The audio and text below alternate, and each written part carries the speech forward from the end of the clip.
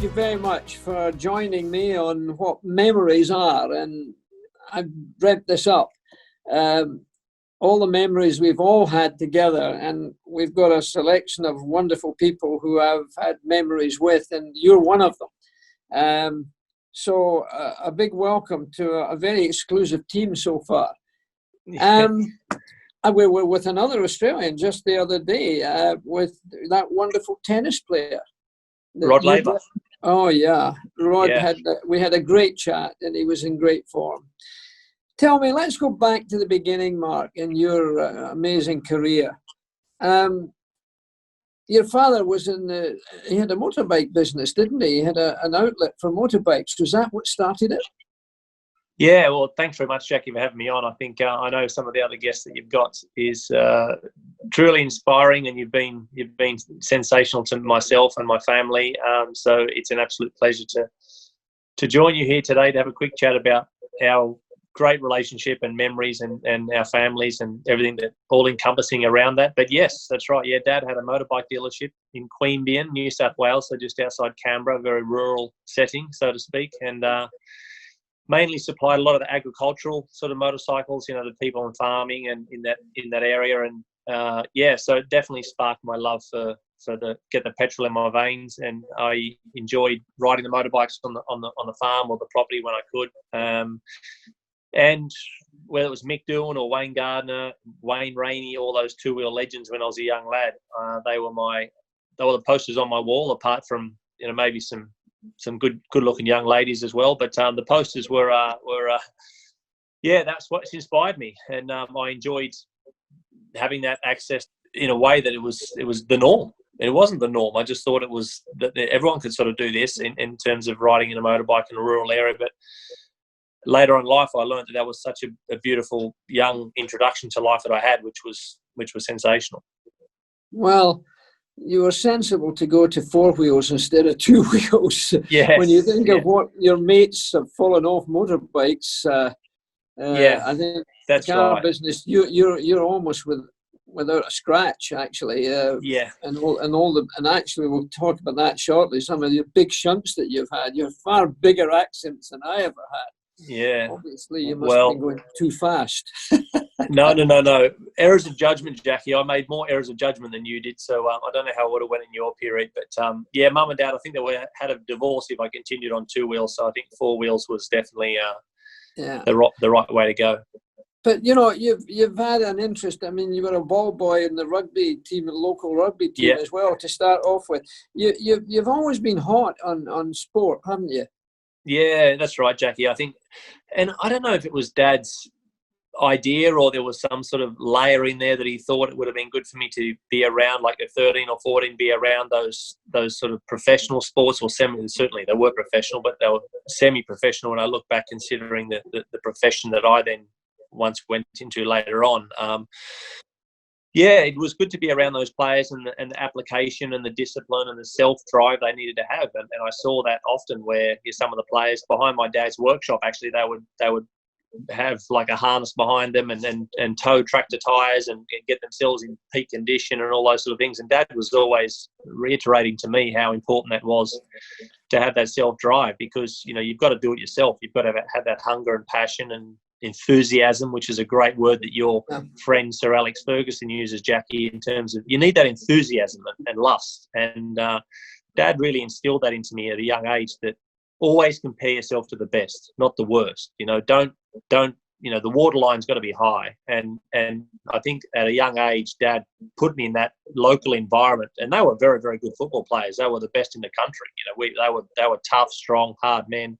And I learnt a lot having exposure to those guys. So it was good fun. Well, I mean, moves, you know, you had to move on, and you really had to leave Australia if you were going to go into motor racing, like most of the Australians who have done so well had to do. And of course, you had a great career in that. But your enthusiasm, just before we start talking about motor racing, your enthusiasm for other sports, I mean, you're continually trying to find out what the score is on cricket when we're at a Grand Prix, for goodness sake. Yeah. I mean, there's a lot of things you've done. You were drawn to cricket, but you never played cricket properly, I don't suppose. Yeah, I did play a lot of sports when I was a youngster, and I suppose that also come from my parents as well, whether it was cricket, whether it was golf, whether it was AFL, rugby league. But I have been to Lords. I've watched Australia play England at Lords, which is amazing to go. I've been to the Long Room there, which is one of the most amazing sporting facilities, or in terms of history. It's certainly an incredible place to be. Like Wimbledon, I know both of us have been there with Rolex, which is Wimbledon is up there. I mean, the English, well, the British do that so well. So yeah, when it comes to sporting nostalgia and sort of the opportunity to have an interest in those sports at grassroots, which I did, and then have those heroes later on, was really, really enjoyable to then see those sports at the pinnacle later on. And they've got an interest in motorsport, of course. They love Formula One. The other guys want to talk about my sport. I want to talk about their sport. So it's always a nice bit of banter with the professionals at that higher echelon of the sport. Well, it's because of motor racing, and particularly Formula One, that you and I are talking now. Yep. And of course, that started when you came over in a way to the UK. And of course, Annie came to see Paul Stewart racing at the time with an idea that a fella that she knew quite well, apparently, wanted to get, to start in the UK in a good way. And in fact, we didn't employ you. One reason was I thought you were too tall. Yeah. For the wee cars that they were at that time and the weight That's they right. were at that time. And of course, we had a whole lot of fellas from, Latin America. We had from all over the world, but it was probably a mistake that we missed out on you. But you're, moving ahead from those days, you had a strong. I mean, Australia's produced so many top. I was just thinking the other night there, and I'll think of all these names. Tim Schenken, another Australian who was a Formula One driver, raced with Brabham and was a top man. Alan Jones won the World Championship.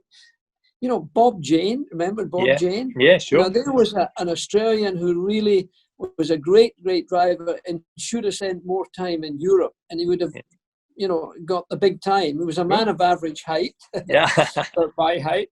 The Keegan brothers. Do you ever remember the Keegan brothers? Yeah, Leo. Because when I came over Pete, to do, I came over to do the Tasman Championship. They were top guys at that time. Frank Matic. I don't know who you ever knew about Frank Matic, but I always thought he was one of the best drivers I had ever seen, and he's sadly no longer with us. And of course, Frank Gardner. Yeah, he was a tremendous man and a very good engineer. Yeah, because he was with and a good storyteller too, wasn't he? Brilliant storyteller. He had some good one-liners. He was wonderful. And there's a new chap called Daniel Ricciardo following in your footsteps. Yeah. And of course, Jack Brabham. We can't forget Jack Brabham, 3 times world champion. And nobody's ever done this, where Jack Brabham won the world championship with an engine that came from Australia. Yes. Everybody thinks of Mercedes-Benz in Germany and Ferrari and, Italy and the United Kingdom with the Ford Cosworth. But there was a manufacturer who created an engine in Australia with an Australian driver winning the world championship. I don't think that'll ever happen again.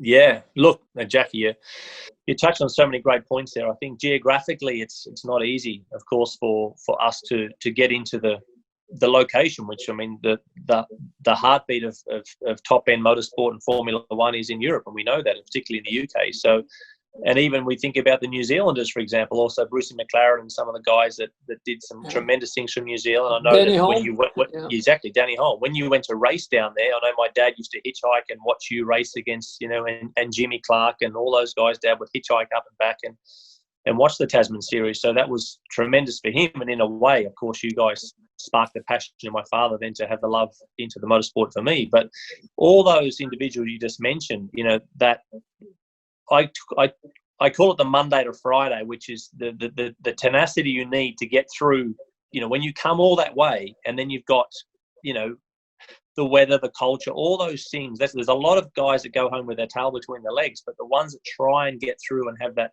get through the junior categories and can keep themselves occupied and interested and don't get too flats with the big shift, and call it homesick, call it whatever you will, but it's a big change for the guys to come over here at a young age. So all of those guys are legends. They pushed down new barriers for us and for me to believe in the journey that was possible. Sir Jack, like you say, I mean, what he did was absolutely phenomenal. You know, so they were real visionaries, engineering, pioneer spirit, and they did, as you say, they took on the greats. So yeah, I'm thankful for what, you know, the legacy they left, and you know, we and I think the chemistry, you know, that we enjoy a great relationship with you guys, is sort of the culture that you guys have and the banter.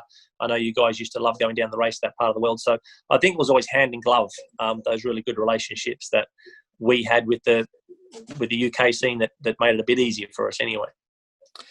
Mark, you've been a fantastic ambassador for Australia, and you know, you've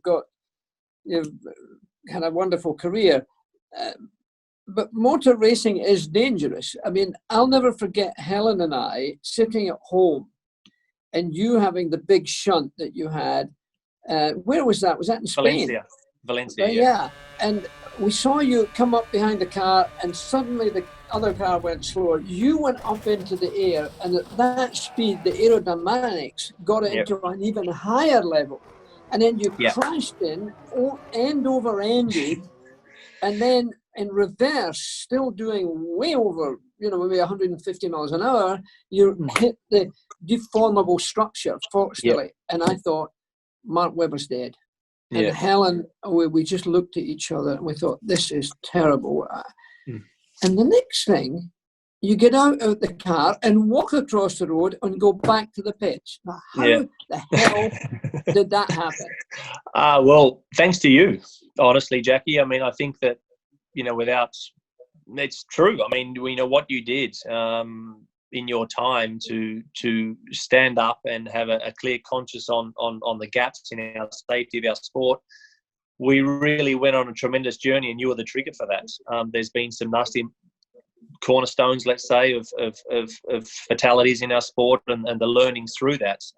And you know, the journey that you started our sport, whether it's with hospitals, whether it was with safety of the cars, the fuel cells, all those things, I think that we can thank you for that. I certainly can. I remember, I think I've been talking to Dad about it often, saying that, you know, Jackie was often, you know, we often talk about you, saying that, you know, wow, you know, you really started that brilliant visionary process of making our sport as safe as it is today. So the car was safe. There's no question about it. Yes, I was also fit. I could take, clearly that was a ginormous hit. I took some big hits in that crash. I was fit. I was able to withstand that. And then 2 weeks later, managed to win the British Grand Prix, which I was very proud of, to show that I was back for myself. That's a nice one to win, isn't it? Yeah, it is. It's a good one. So I think you gave me the trophy that day too, mate. You were there to give me the trophy, which was special. So I think that crash was, very fortunate, and unfortunate, but fortunate that I survived. But when you're in the mid-air, Jackie, when you're going through that, we're going, this is really bad. I don't want any pain. Just turn the lights off. Don't give me any pain, because I just think, you know, I don't want to go through too much pain, you know, because I'm in a really bad position there, as you say, very, very high.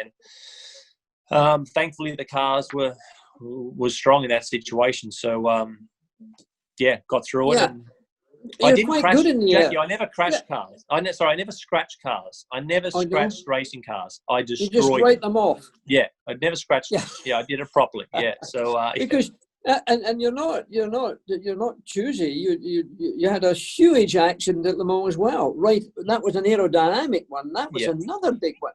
Yeah, I mean, there's pictures of that.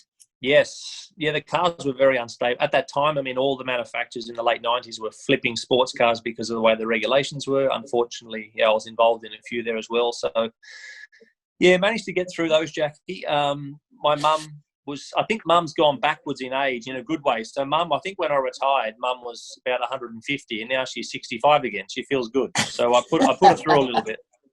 Well, anyway, you've had a great life. And of course, there's been great Australians with you, because just last year you took a great tennis player to Silverstone and drove him round, and I just think I remember you came to my house afterwards, Mm. and Rod Laver, of course, was one of my great heroes. And you phoned me up and said, "Listen, I'm at Silverstone. Any chance you could drop off and see you at Clayton House?" And of course, you arrived, and Rod was there. We had lunch together at Clayton House, and then we walked around and saw the cars. I mean, what a wonderful man that is. Unreal, Jack. I mean, I could not. First of all, Tennis Australia was so.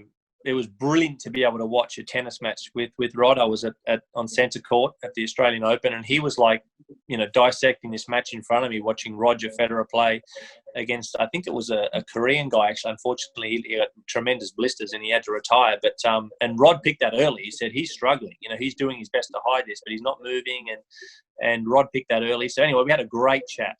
And he said, I said, "I'd love to take you around in the car one day if you want to go around the 911. He's like, "Bloody oath, I want to go on the 911. Let's do that," So I said, "Let's go." And then I had to work it out. Like, okay, getting it from Wimbledon to Silverstone is a bit of a long trip in the car.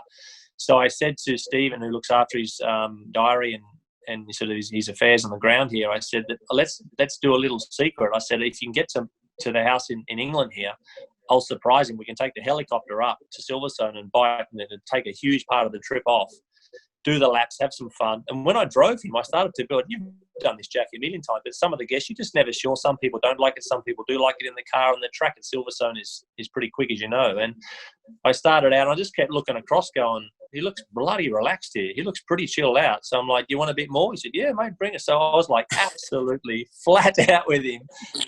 So he loved it. And then, of course, we went and had a great meal with you. And that was an absolute highlight for me to have you guys, the stories, what you guys... Yeah, you both changed your sports for the better. You disrupted your sports. You found new ways to make it easier for you guys yourselves to win. So yeah, to listen to both of you talk about your sports was a real highlight for me. Well, your own sport, the Australian Grand Prix. I was there, and I'll never forget the crowd response that they had from you. Stoddart, you were driving for at that time, which was a small team, and he was a great man to give you this chance that you got.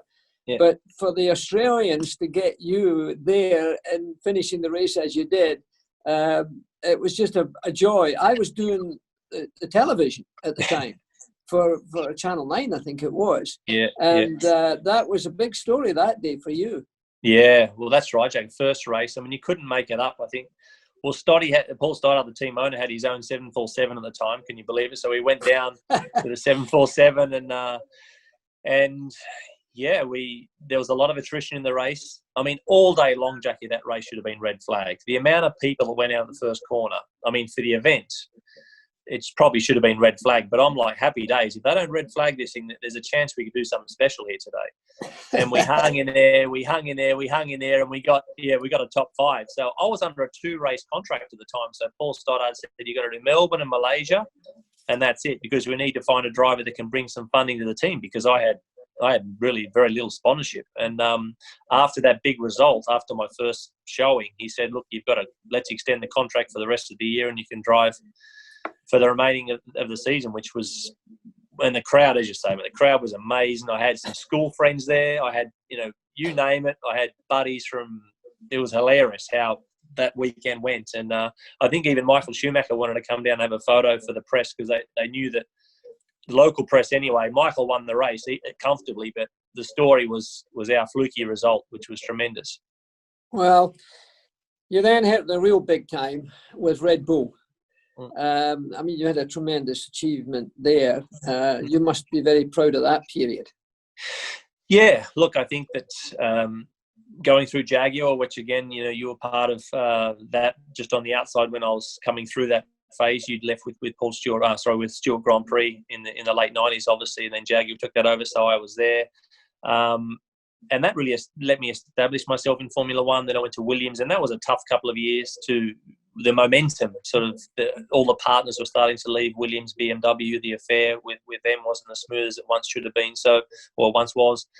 So then back to Red Bull, and I had to really get myself established again, and that's what happened with Adrian Newey, thanks to people like David Coulthard, who great guy. Yeah, what amazing. A genius. You had a little contretemps with one of your teammates. I seem to remember. Was it in Turkey? Yeah.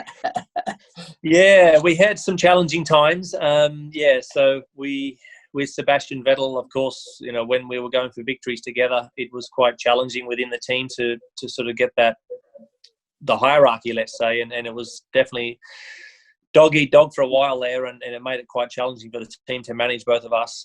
2010 World Championship went to the last race. I fought as hard as I could. Sebastian did get that in the end against Fernando, Lewis and myself. The four of us went to the last race, which is extraordinary if you think about how that season went. I managed to, of course, achieve all of my podiums pretty much there, all of my big results at the back end of my career, Jackie.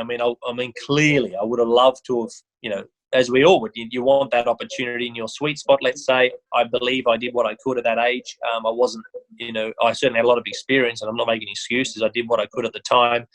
But it was a brilliant way to sort of, I had my success at the end of my career. I didn't have it really at the start as such. I had to wait a long time for that opportunity. And I worked, as I with as you know, Jack, it's about the team and the good people, and they presented a great car with me. And ultimately,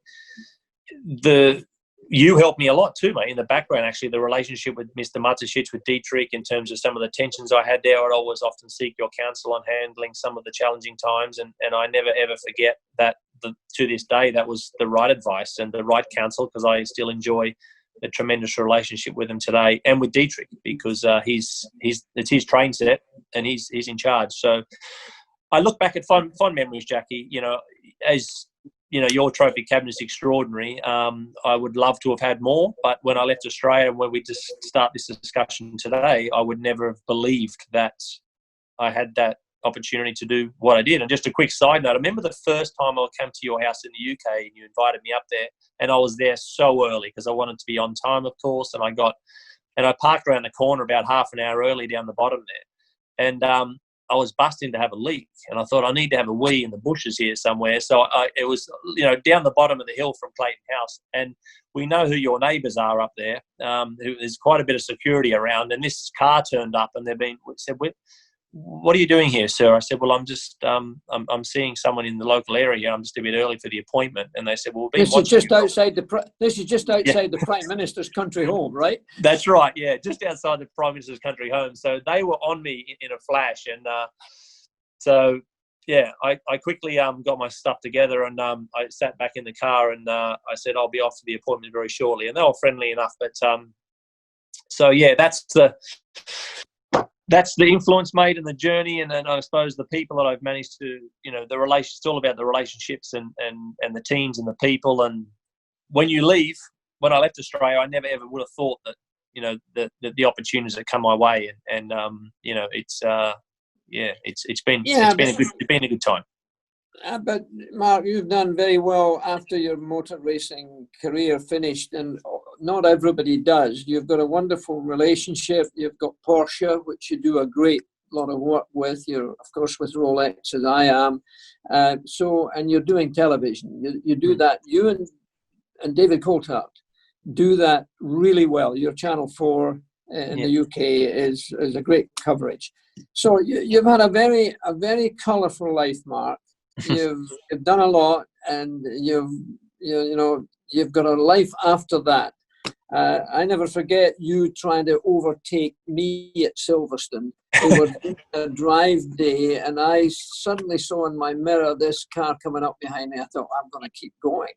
And of course, you started to catch me up. So I decided that the time had come to go into the pits. But I remember that one well. Yeah, exactly, mate. Yeah, we've had some tremendous times. I think that, wow, your birthday, when we went up into Scotland for your birthday on the boat, that was extraordinary. The Hebridean Princess. Yeah, absolutely. Amazing. What a trip. And the people we had on there, and some wee whiskey. I think we're in, my mind, mate, Jackie, remind me the Dame Takiri. Who's the opera singer? Dame Kiri Te Kanawa, New Zealander. That's right. Yeah, that's right. And I remember we went to that wonderful island with the beautiful cathedral. And right. she stood up, and the acoustics were fantastic, and she sang. Yes. And all of the other people who were just normal visitors, if you like, just could not believe that Kiri Takanawa was singing it, and just one of these wonderful. It was amazing. But she hurt her knee, didn't she? She hurt her knee on that trip, and we had to do some sort of physiotherapy is the word. Physiotherapy and make her feel good about the recovery. So we had some fun. It was a great trip, mate. And I think that well, look, Jackie, I've learned a tremendous amount off you, mate. I think it's great that you're talking to all of these guests. I mean, I'm just an absolute small fry in terms of the hit list that you've got there, and I'm not a day goes by nearly where you just sort of feel like there's been a nice element of lessons and learning of the tremendous legacy you've put on our sport, mate. So so it's been great fun, mate. Great fun. Well, Mark, thank you very much for taking the time, and I hope that there's lots of memories for people to enjoy, and I'm sure they're going to have a lot of pleasure out of this one. So many thanks for coming. And Helen, by the way, sends lots of love to you. I mean, you are the #1 pinup, so that really upsets me. Thank you very much. All the very best. No worries. I'll catch up with you at a Grand Prix. Fantastic, Jackie. Thanks for your time. Love to Lady Helen. Ciao.